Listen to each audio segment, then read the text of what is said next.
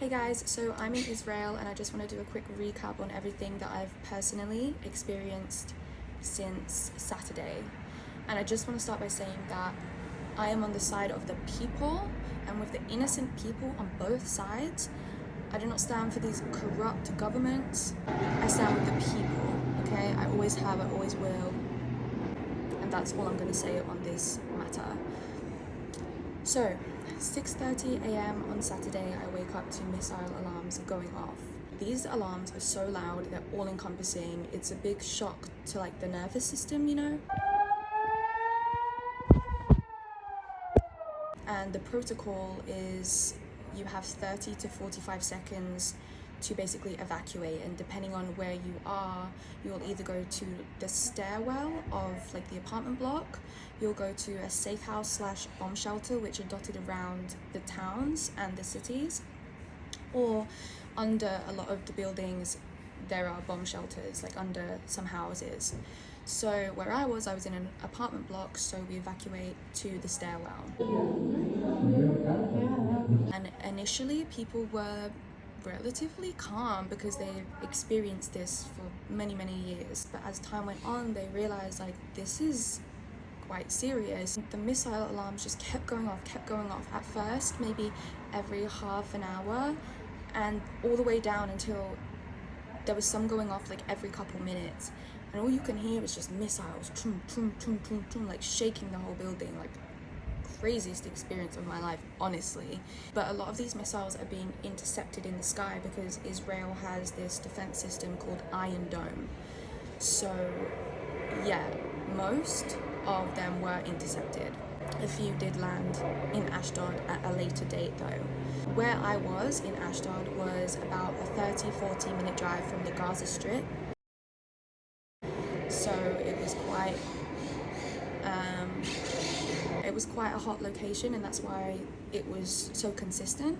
And of course then we hear about the Hamas taking people hostage, killing people at that festival, which, you know, my heart goes out to them and all their families. It's awful what's happening on both sides. Like, what's happening in Gaza right now is terrible. The pictures, the images I'm seeing, like,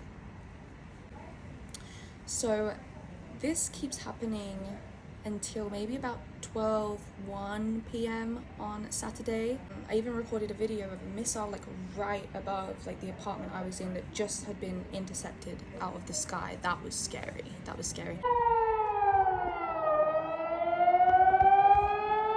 There was some pretty close explosions after that. But after that, it died down a little bit, and there was not another alarm or missiles being fired until I think around 4 p.m. and then maybe again at 7 p.m. But aside from that, that was it for where I was. I knew I needed to get north, but I didn't want to leave because, like, I don't know what's going on. I don't know where it's safe. So I decided to stay there that day. So the next day I wake up, I'm kind of like planning to go. It's still like very sketchy. And then I hear that there's a shoot-off between the Hamas and the Israeli military, which is happening quite close by to where I was. It was actually the town from Ashkelon, or the road from Ashkelon leading to Ashdod. So there's a few videos of that online, and again, I was like, okay, I don't want to be out in the streets with this. You know, especially if you're driving a car and you hear like a missile alarm, it's kind of even more daunting because where'd you go? Anyway, sorry, wait, just so much going on. By the late afternoon, things had kind of calmed down there and I didn't really hear of much else happening. So me and my friend, we decided, okay, we're gonna go north. Well, he was gonna drive me back. On the way back, there's like these military checkpoints where they're like not searching everybody's car, but just like checking all of the cars. So we were stuck in that for about an hour and a half. That was kind of scary because I didn't know that it was a checkpoint, and there's just like this massive pile up and you're like in the middle of a freaking road, and there's like police going past, ambulance going past, military trucks going past.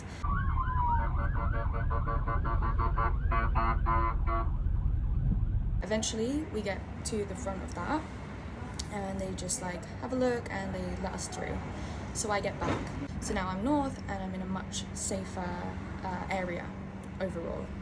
So the next day things seemed relatively relaxed. I heard a few missile alarms going off in the areas nearby and some missiles being intercepted or hitting. I can't really tell the difference honestly, because it's just like a loud explosion. But at this point I start seeing what's happening in Gaza, and I'm just like, wow.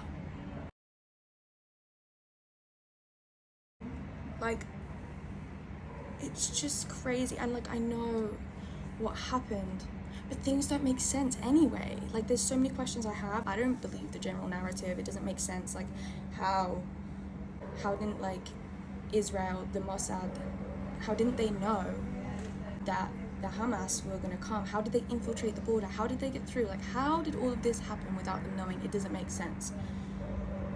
So I either think it was planned or allowed in order to justify this kind of retaliation of what they're doing now, but that's like a whole rabbit hole that I'm not going to get into on this video. Since then, I've pretty much just been here. It's just been the same sort of deal, you know, missiles. Obviously there's a lot on the news coming out about the people that were kidnapped or the people that were murdered. There was this whole family that were murdered, Israeli family, because obviously that's what I'm seeing on the news here.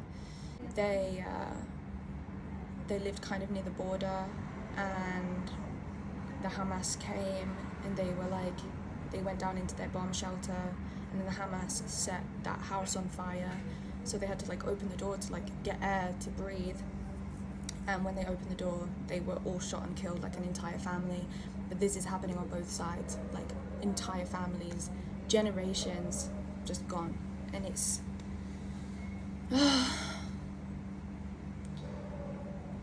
you know, okay, so this is a good time to speak about the frequently asked questions. One is, why are you in Israel?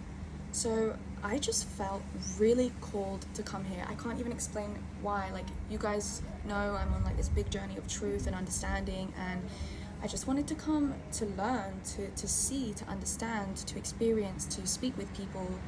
I just felt this calling, my intuition, and I stand for truth. And it's like, as much as it's crazy what's happening, I also feel that it's kind of a blessing, because there is so much misinformation in the media, so much misinformation online, and the fact that I'm here and I'm actually seeing it, it's like I have an insider's perspective and I can decipher what's actually happening and see what's actually happening, so I can bring it back to you guys, you know?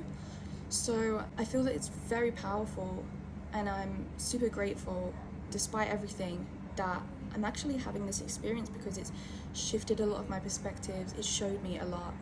So yeah, that's the reason I came, because I felt called. Plus, I met a lot of Israelis when I was traveling in Costa Rica, who they just took me in, and they're some of the most beautiful people I've ever met in terms of just like their heart, their love.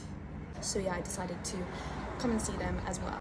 Second most asked question is, am I okay? Am I safe? Yes, I am okay. I'm actually very calm and peaceful despite what's happening, and I actually feel bad for how calm I feel, because I'm seeing what's happening, and it's like, it's devastating, it's horrific. There's like such this contrast, you know?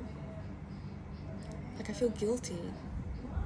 But yes, I'm okay, and I'm probably in the safest place I can be despite what's happening.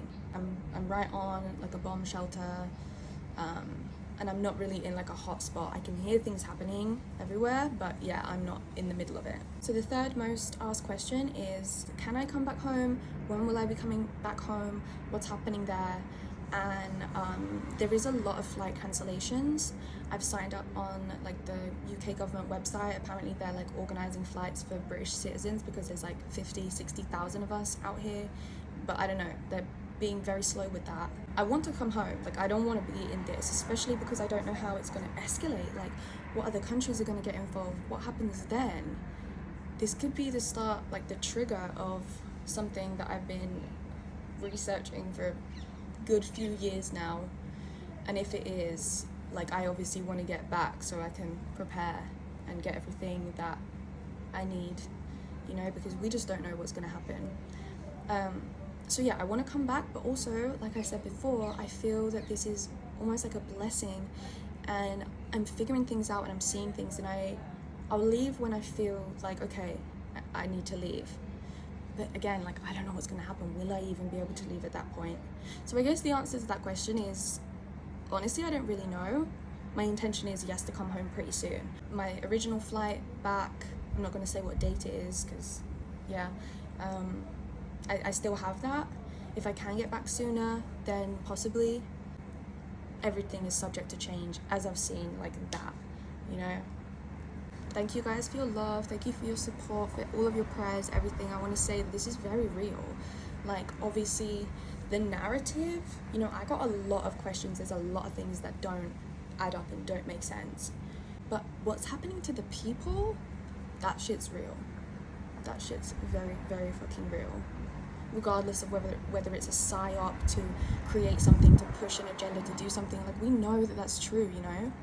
Same with fucking 9/11, but people still died. Like, this is the thing. You can't just, like, what's the word? You can't just disregard everything because it's planned. Like, yes, it's planned, but it's real. So yeah, like I said at the start, I'm with the people, for the people.